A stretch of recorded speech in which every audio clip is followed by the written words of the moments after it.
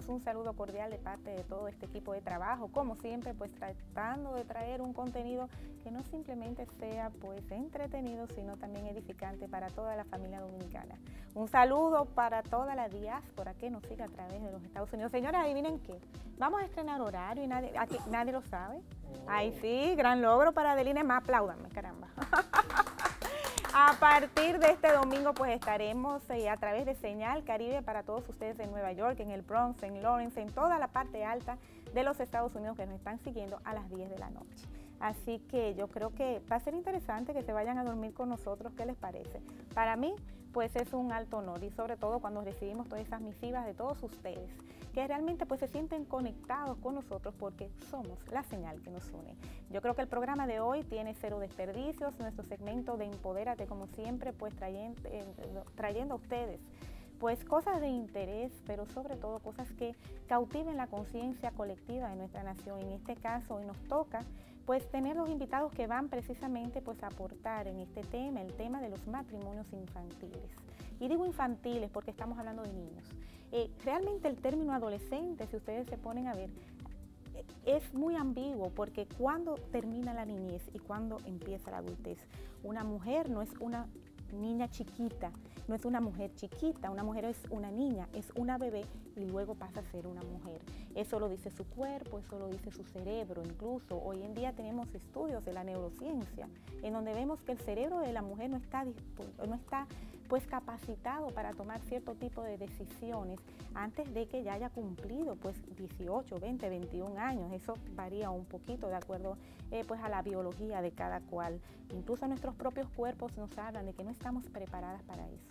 Entonces, cuando por razones sociales o razones económicas se cosifica a una mujer, a una niña, y se le convierte en un bien que es hasta vendible, porque un matrimonio a los 13, 12, 14 años realmente es vender a esa niña en un matrimonio donde generalmente es un hombre mayor de edad que está contrayendo nupcias con esta muchacha.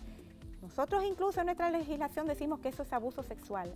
Pero entonces tenemos leyes contradictorias porque estamos sancionando esta ley cuando entonces a través de mecanismos judiciales podemos entonces autorizar este abuso. Es un abuso, no es una elección. Usted piénselo bien, cuando usted tenía 15 años, ¿hubiera usted elegido lo que elegiría hoy? Cuando usted tenía 15 años, sus intereses eran los mismos. ¿Sabía defenderse de la manera que se defiende hoy? Ay, me parece que no. Así que nuestro segmento Empodérate hoy definitivamente castigando, pues que se permitan los matrimonios en las adolescentes en nuestro país y estaremos apoyando todas las instituciones que están defendiendo pues la causa de quienes no pueden. Aquí lo que viene, no se lo pierdan. Vea hoy en Adelina. Más de 25 leyes faltan ¿Y para poner el país en adecuación legislativa con su constitución. Si se acabara el matrimonio infantil y las uniones tempranas hoy, si se acabara hoy, se reduciría en 10% el número de pobres de República Dominicana. Censurando un fallo de la Corte que había pedido que nosotros abandonáramos el artículo 18 de la Constitución que establece las reglas para ser dominicano. Como ven, un programa sin desperdicios, creo que todos se van a estar quedando sentaditos por ahí. Así mismo, ya vieron, al doctor Marino Vinicio Castillo. Oye, qué bien la pasamos con esa gente por allá. Nos brindaron un concón buenísimo.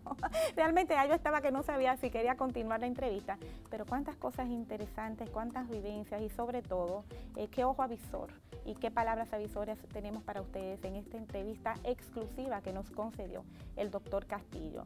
Realmente pudimos comprobar con él, pues no solamente pues, su perfil político, su perfil público, sino que fue muy interesante conocer esa parte íntima, que en un momentito ustedes verán. Pero mis invitados estelares, pues aquí los tengo ya sentados. Tenemos al diputado Fidel Santana, aquí sentado con nosotros, ya presidente del Frente Amplio y presidente de la Comisión Permanente de Derechos Humanos en nuestro país. Bienvenido, licenciado, qué bueno tenerlo aquí con nosotros. Muchísimas gracias, un honor para mí. Claro, no, el honor es saludo nuestro. a toda la gente que le sigue en tantos lugares del continente, ¿no? Así mismo. Y también tenemos, pues, nos honra aquí un chileno de pura cepa, pero estoy brava con él porque no me trajo vino de Chile, caramba. El licenciado Eduardo Gallardo ha estado trabajando con UNICEF en diferentes partes de nuestro hemisferio y realmente, pues, tiene ya 5 años aquí, hablábamos detrás de cámara de esto, y tiene mucho que decir, que aportar en este tema. Bienvenido también, Eduardo. Y lo del vino no te apures, que eso puede venir después. Eso lo podemos arreglar. Muchas lo gracias. Arreglamos. Muchas gracias y gracias por las palabras con las que abriste el programa. Me parece muy interesante tomar postura decidida en este tema. Y una postura que sea una postura de defensa de los derechos de los niños y especialmente de las niñas y las adolescentes. Así que muy contento de estar en este programa y por supuesto me uno a los saludos del señor diputado, a toda la gente que ve no solo en República Dominicana, sino también en Estados Unidos, ¿no? Claro. Y sobre todo que son personas quizás que ya por estar teniendo pues una mentalidad quizás más globalizada, ¿no? Pues van a entender mejor esto que estamos hablando hoy, no importa, porque estamos seguros que vamos a estar trayendo conciencia a todos los dominicanos y que sobre todo esa conciencia se traduzca a acciones, ¿no? Y que podamos realmente apoyar a personas también como el diputado que está pues en posiciones de poder y de poder legislar en torno a eso. Yo voy a empezar con usted y hacemos un coloquio, hablamos, ustedes lo hacemos bien natural aquí en Adelina, eso es así. Realmente, ¿qué es lo que está pasando? ¿Por qué nos hemos quedado quizás en los tiempos antiguos en ese sentido, aquí en la República Dominicana? A ver, lo que ha ocurrido o lo que ocurre es que tenemos, primero que nada, tenemos un problema importante con el tema de matrimonio infantil y uniones tempranas. Es cierto que la gran mayoría no está legalmente casada, ¿no? Sobre todo las niñas no están legalmente casadas, pero para efectos de las consecuencias para esas niñas, las situaciones básicamente, o la misma o incluso peor que si estuvieran casadas, ¿no? O sea, el concubinato, claro, unión libre, como se le quiere llamar. Que de libre no tiene nada, porque realmente la mujer lleva una esclavitud arrastrada ahí. Así es. Bueno, y entonces, a partir de ese trabajo lo que hemos visto es, hay una gran cantidad, estamos hablando de aproximadamente el 37% de las mujeres dominicanas se han casado unidos antes de los 18 años.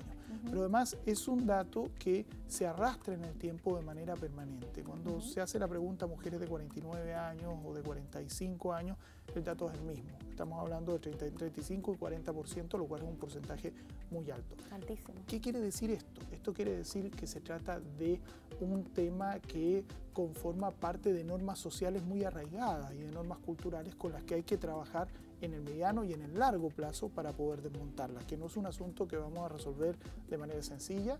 La ley es el principio, pero es el principio, no el fin, ¿no? Tenemos que cambiar las leyes, hay que cambiar las conductas, hay que quitarle legitimidad social a esta conducta, que es una conducta que tiene cierta legitimidad social. Es decir, no, miren, los tiempos han cambiado, ya sé que su abuela, su mamá, su bisabuela, tal vez se casaron a los 15, 16 años. Los tiempos cambian. Hoy una niña de 15 años, y está demostrado, hay un estudio del Banco Mundial y UNICEF sobre esto, tiene mucho menos posibilidades de salir de la pobreza o muchas más posibilidades de ingresar a la pobreza si no es pobre, si se casa o une antes de los 18 años. Y eso tenemos que tenerlo muy, muy claro y muy presente. Y algo que tenemos que tener presente, que lo hablábamos detrás de cámaras, es que quizás esa niña que antes, hace 50 años, se casaba a los 16 años, estaba también protegida socialmente en el sentido de que era muy difícil que hubiese un divorcio y un abandono del hogar del padre. ¿Por qué? Porque si usted contraía nupcias, aunque usted no ejerciera quizás con responsabilidad la paternidad o el mismo matrimonio en sí, pero no se veía el mismo índice de divorcio, no se veía el mismo índice de abandono del hogar. Entonces, en ese sentido, claro que los tiempos han cambiado. Además, tenemos mayor conciencia de las cosas. Ahora bien, es verdad, hay un peso social en ese sentido, pero yo tiendo a ser un tanto radical. La ley tiene que empezar y arrancar y ya. Eso es así, porque si no, ¿qué tanto preámbulo? Entonces yo creo que aquí el licenciado Santana pues podrá abundar un poquito. ¿Por qué usted se interesa tanto en este tema del matrimonio de adolescentes? Fíjense, nosotros manejamos una agenda en la Comisión Permanente de Derechos Humanos que tiene que ver con todos los sectores vulnerables, los grupos vulnerables de la sociedad. Y ¿qué grupo más vulnerable que la infancia, que los menores? Eso le iba a preguntar, ¿por qué es la adolescente, precisamente la adolescente, parte del grupo vulnerable? Debería ser parte del grupo protegido. Claro, lo son las legislaciones, los acuerdos internacionales, la Declaración Universal de los Derechos Humanos, todos los convenios internacionales protegen la niñez. Ahora, eso es lo que establecen los códigos, pero simultáneamente hay una cultura que se arrastra. Pero es que la ley no puede ser cultura. Entonces, por ejemplo, algo que yo vi, y yo obviamente pues no soy pues un perito en el área, pero tengo conocimiento de lo que es la ley en un sentido. Veo que hay una ley que castiga el abuso sexual. Léase, cualquier adulto que tenga relaciones sexuales con una niña, y sobre todo incluso vi como un anexo que dice si le lleva 5 años, algo así. El abuso de menores. Exactamente. Sí. Entonces, espérese, ¿dónde es que cae de que se puede entonces, mediante un papel, quitar que es un abuso? Sí, el Código Civil que hemos tenido vigente está precisamente recién discutido en la Cámara de Diputados su modificación, pero aún no está aprobado. Entonces, en ese Código Civil es donde hemos introducido una modificación, porque ese Código Civil admitía el matrimonio y de algún modo hasta invisibilizaba precisamente el abuso contra menores, porque una persona mayor de edad tenía relaciones con una niña, la embarazaba incluso, y resolvía el problema con el matrimonio. Pero usted está hablando en pasado y a mí me parece que eso se tiene que hablar en presente. Sí, todavía sigue siendo eso una práctica. Entonces el código, en lo que hemos logrado, por lo menos en la Cámara de Diputados, es modificar eso para que qué bueno. Definitivamente esté absolutamente prohibido el matrimonio de menores. No solo de adultos con menores, sino incluso de menores y menores. Claro, porque hay hombres menores también. Exacto. Que no claro. tienen quizás el conocimiento, no tienen pues todavía la madurez para saber lo que están enfrentando. En el código, perdóname, se mantiene la idea de que un menor o menores que se casaban de algún modo adquirían las prerrogativas de los mayores de edad. Y eso también quedará atrás. O sea, como se le llama en el código, ese proceso en el que desde que un menor se casa, ya pasa a tener las responsabilidades y los derechos de un mayor. Eso también queda superado en la modificación que se está trabajando. Ok, se está trabajando. ¿En qué nivel está y qué hace falta para que eso sea pues ya un hecho o una ley? Bueno, está aprobado ya en la Cámara de Diputados. Sabe que las leyes aquí se aprueban en las dos cámaras. Entonces está... Debería ser declarada de urgencia o de emergencia. ¿No? Sí, así se hizo en la Cámara de Diputados. Porque la niña que mañana la van a casar está en un estado de emergencia. Sí, lo que pasa es que todavía la declaras de urgencia, esa urgencia es en una cámara. Tendría que declararse de urgencia en las dos cámaras. Y entonces ya en la Cámara de Diputados está resuelto el tema. Falta que lo resuelva el Senado y luego la promulgación. ¿Qué tiempo, qué marco de tiempo usted le estima a eso? Con eso no hay cómo establecerlo. Hay proyectos que incluso perimen.